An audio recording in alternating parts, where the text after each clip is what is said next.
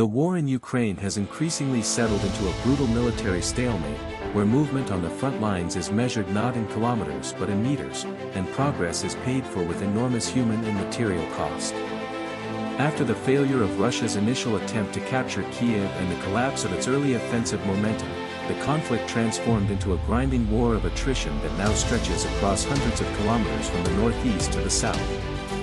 Both Russian and Ukrainian forces are entrenched in layered defensive positions, protected by minefields, trenches, concrete fortifications, and constant drone surveillance. This environment favors defense over offense, making large breakthroughs extremely difficult and turning every attempted advance into a slow, deadly process. Russia continues to rely on mass, artillery dominance, and waves of infantry assaults to wear down Ukrainian defenses, often accepting heavy casualties in exchange for incremental gains. Ukraine, facing manpower constraints and limited resources, has focused on precision strikes, defensive depth, and maximizing the effectiveness of Western-supplied weapons. The result is a battlefield where neither side can easily achieve decisive victory, yet neither is willing or able to disengage. Escalation occurs not through dramatic offensives but through the steady intensification of firepower, with both sides increasing the use of drones, long-range missiles, and electronic warfare. The skies above the front are now saturated with reconnaissance and attack drones, turning the battlefield into a constantly monitored space where concealment is fleeting and movement is dangerous. Soldiers on both sides describe a sense of permanent exposure, knowing that any mistake, any pause, can be detected and targeted within minutes. Artillery duels dominate daily life at the front, with towns and villages reduced to rubble not because they hold strategic value, but because they sit along contested lines. In this environment, the human cost becomes staggering. Casualties mount steadily, often without dramatic shifts in territory to justify them. Units are rotated in and out of the line, but exhaustion accumulates, eroding morale and effectiveness over time. Ukraine's leadership faces the difficult balance of defending its territory while preserving its force for a long war, while Russia relies on larger population reserves and mobilization to sustain pressure. Yet numerical advantage has not translated into operational success for Moscow, as poor coordination, logistical challenges, and rigid command structures limit its ability to exploit opportunities. The stalemate is not static but dynamic, marked by constant probing attacks, local counteroffensives, and tactical adaptations that reshape the front without transforming it. Weather, terrain, and seasons play a decisive role, with mud, snow, and extreme temperatures slowing operations and amplifying suffering. Each side waits for a moment of weakness in the other, while attempting to deny such moments themselves. This frozen front reflects a deeper reality of the war. It is no longer about swift conquest or dramatic liberation, but about endurance, resource management, and political will. The inability to achieve rapid victory increases the risk of further escalation, as both sides seek new ways to break the deadlock without crossing thresholds that could trigger wider conflict. The front lines of Ukraine thus represent not only a military impasse, but a dangerous equilibrium, where continued fighting becomes the default state and peace recedes into an uncertain future. As the stalemate persists, both Russia and Ukraine are forced to adapt their military strategies to a reality in which decisive maneuvers are rare and survival often depends on anticipation rather than speed. Commanders on both sides increasingly prioritize intelligence gathering, drone reconnaissance, and electronic warfare, understanding that information dominance can be as lethal as firepower. The battlefield has become a dense web of sensors, where thermal cameras, acoustic detectors, and constant aerial observation reduce the possibility of surprise. This has shifted combat toward night operations, small unit tactics, and highly localized engagements, where gains are measured in trenches captured or tree lines secured. For soldiers, this means long periods of waiting punctuated by moments of extreme violence, creating psychological strain that rivals the physical danger. The pressure to hold ground is immense, as even a minor withdrawal can expose neighboring units or open gaps that are difficult to seal. Russia's approach remains heavily reliant on attrition, betting that sustained pressure and superior numbers will eventually exhaust Ukraine's ability to resist. Mobilized troops and contracted soldiers are often deployed into high-risk assaults, reflecting a willingness to trade manpower for incremental territorial gains. Ukraine, by contrast, seeks to conserve its forces, using defensive fortifications and precision strikes to impose disproportionate costs on advancing units. This asymmetry shapes the rhythm of the war, with Russia advancing slowly and expensively, while Ukraine focuses on preventing collapse rather than launching sweeping counteroffensives. International support plays a critical role in sustaining this balance. Western weapons systems, training, and intelligence enable Ukraine to offset numerical disadvantages, but delays or reductions in aid can quickly alter conditions on the ground. This dependence adds a political dimension to the stalemate, as battlefield outcomes become intertwined with elections, budget debates, and shifting priorities far from the front. Russia, meanwhile, attempts to outlast Ukraine's partners, calculating that fatigue and division among supporters will eventually weaken Kiev's position. The frozen front thus extends beyond Ukraine's borders, becoming a test of long-term commitment and strategic patience. Each side waits for the other to make a mistake, to overextend, or to lose the will to continue. In the meantime, the war grinds on, reshaping landscapes and lives in ways that make return to normality increasingly difficult. The absence of rapid movement does not mean an absence of change, but rather a slow transformation driven by exhaustion, adaptation, and the relentless passage of time. In this environment, victory is no longer defined by dramatic breakthroughs, but by the ability to endure longer than the opponent, to absorb losses without collapsing, and to maintain cohesion under constant pressure. Over time, the stalemate on the front lines has begun to influence political and military decision-making in profound ways, narrowing the range of options available to both sides. For Ukraine, every offensive decision carries the risk of heavy losses without guaranteed gains, forcing leaders to weigh symbolic victories against the preservation of their fighting force. The memory of earlier offensives, costly in manpower and equipment, looms over current planning, reinforcing a more cautious approach focused on defense and targeted strikes rather than large-scale advances. Russia faces its own constraints, as repeated attempts to break through fortified positions have yielded limited results at immense cost, raising questions about the sustainability of its attritional strategy. The front has become a proving ground for endurance rather than innovation, where success depends less on bold maneuvers and more on logistical efficiency and the steady flow of replacements. This reality affects morale on both sides. Soldiers confront the knowledge that their efforts may not produce visible progress, fighting not for immediate victory but to prevent defeat.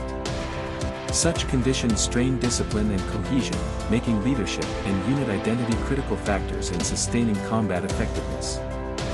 The psychological toll of constant danger without resolution contributes to burnout, increasing the importance of rotations, rest, and support systems that are often difficult to maintain in a prolonged war.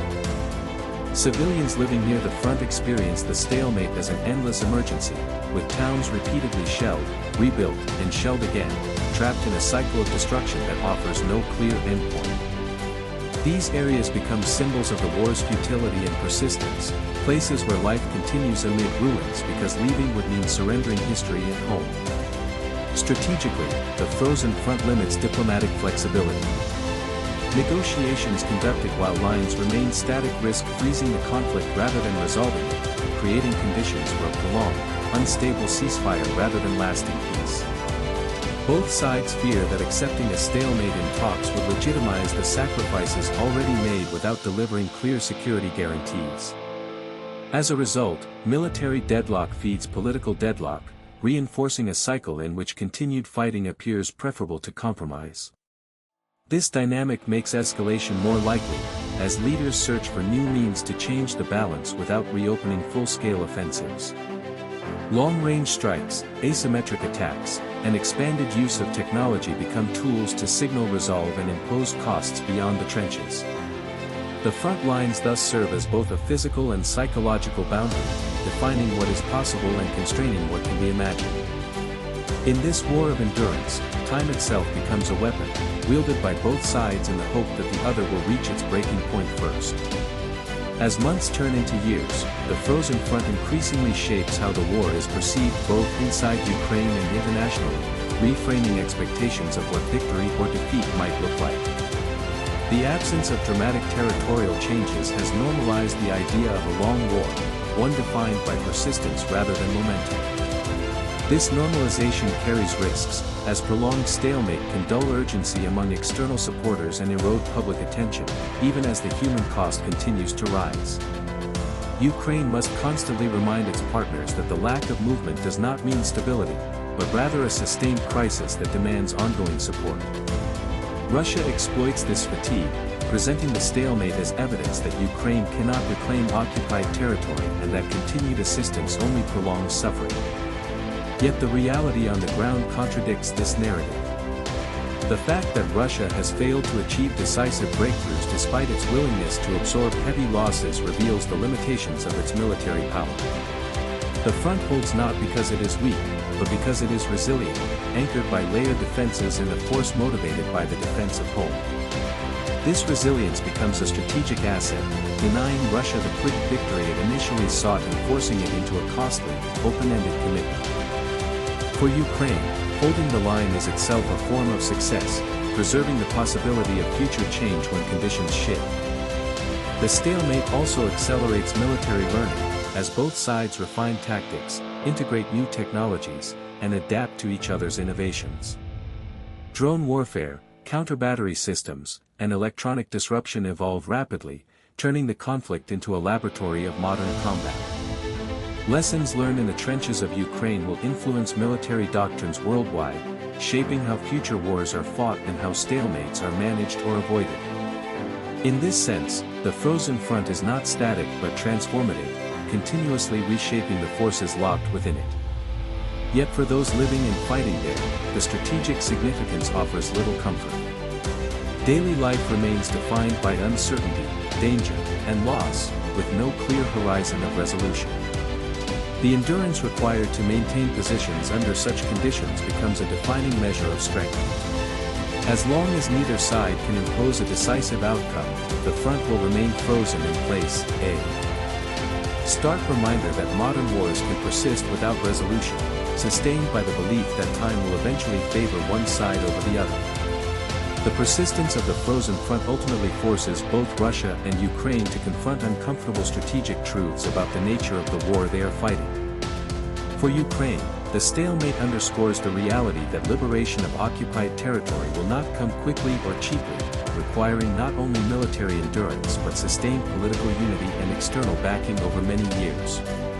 Every day the line holds is both a success and a reminder of unfinished struggle, reinforcing the need to balance hope with realism. For Russia, the inability to convert material superiority into decisive results exposes structural weaknesses that no amount of manpower alone can fully overcome.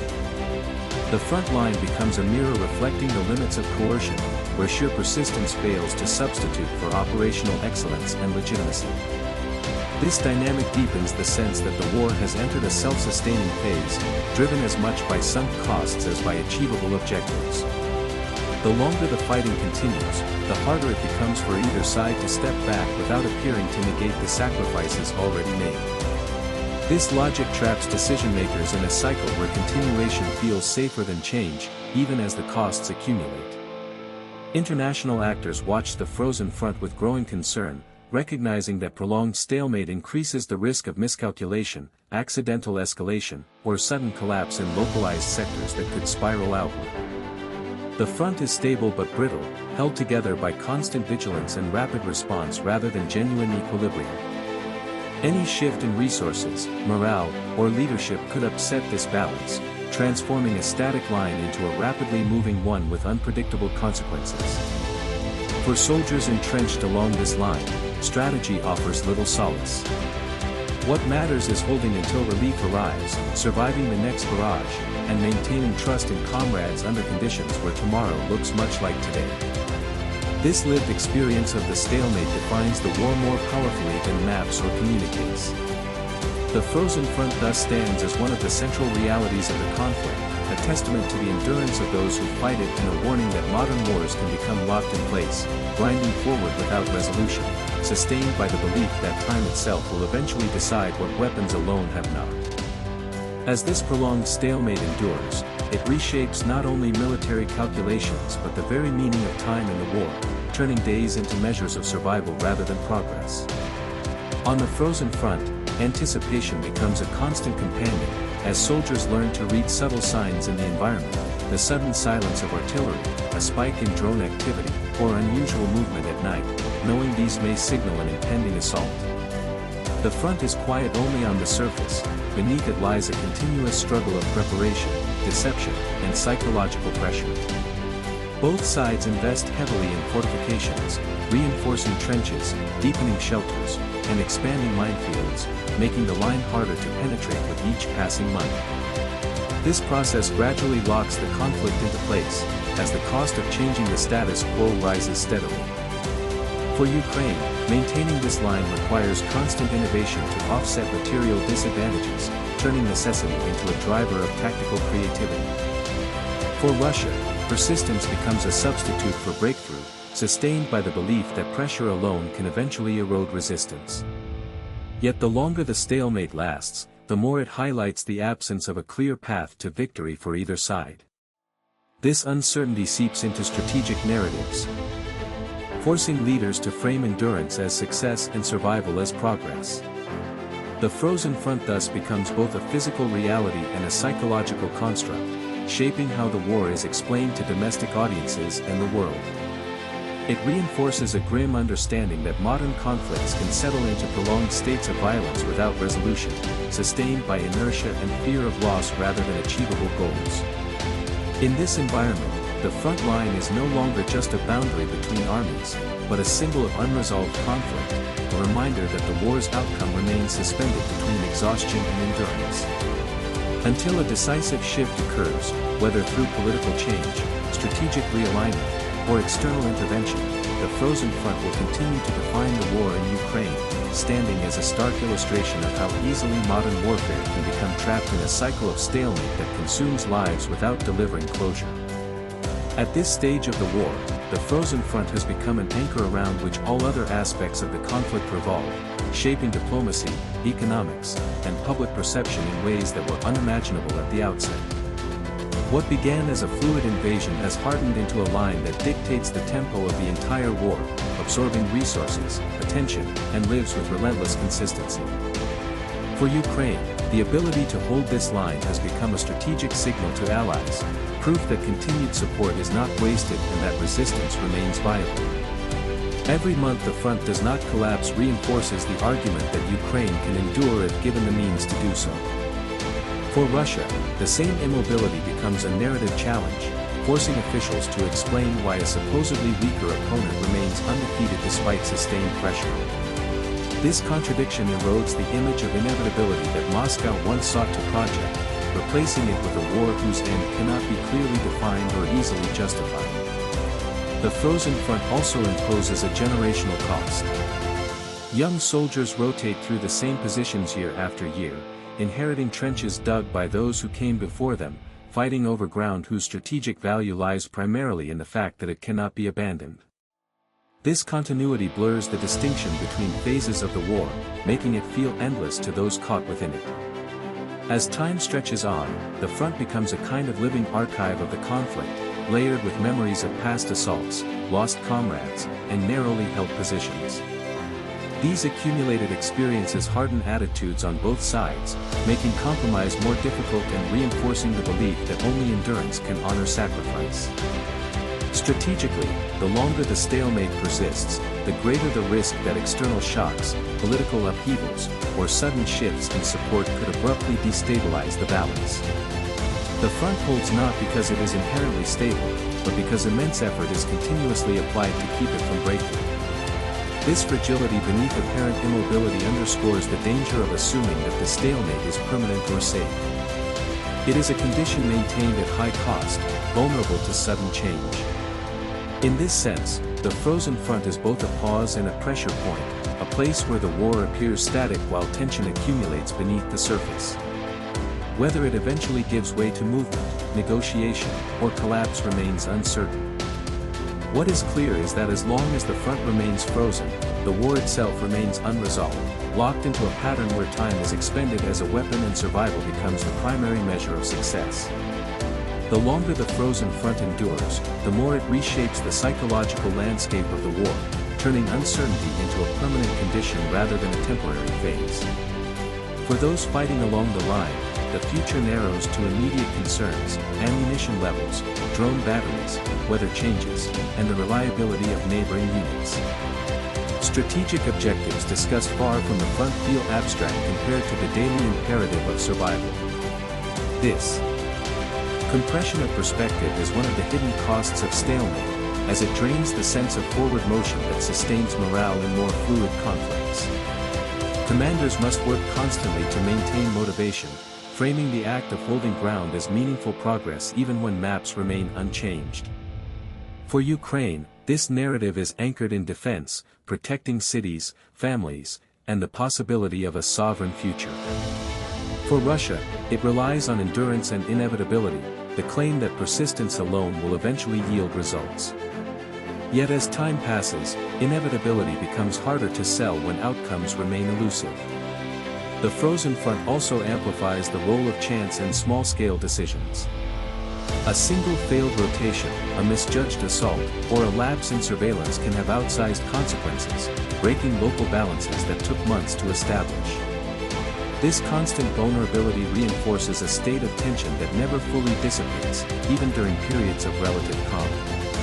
Internationally, the stalemate complicates efforts to define success or failure.